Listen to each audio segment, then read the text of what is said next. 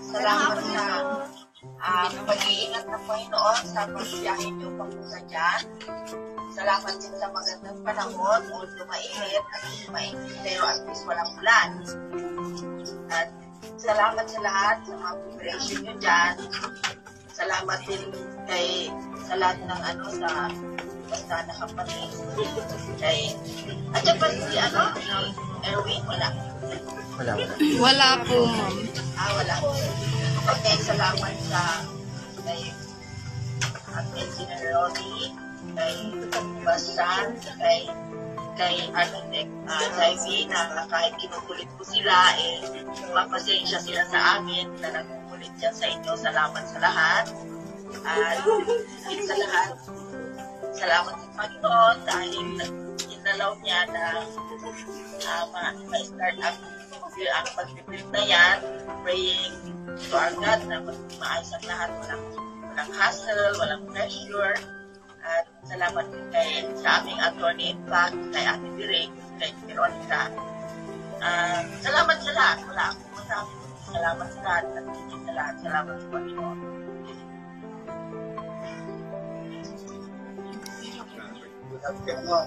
Good afternoon sa lahat yan. Join sa program na ito. Unang-una, nagpapasalamat ako sa Panginoon. Thank God. Ito po ang aming guidance sa aming project na ito. Wala siya. Siyempre, siya lahat ng resources na ito. Ako po'y nagpapasalamat pangalaman sa mga Pastrana for their effort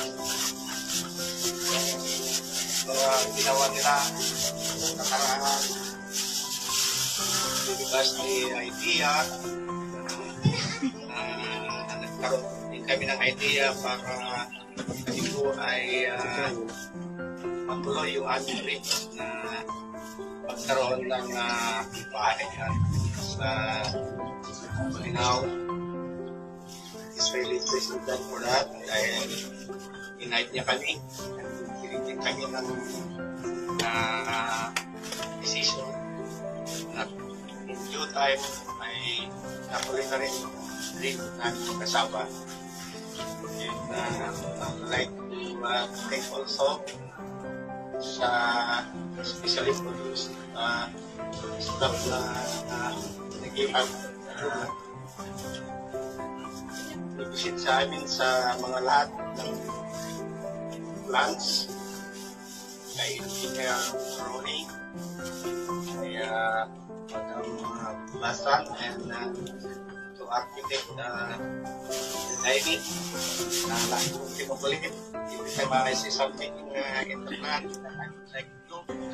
At salamat sa kanya. Siya.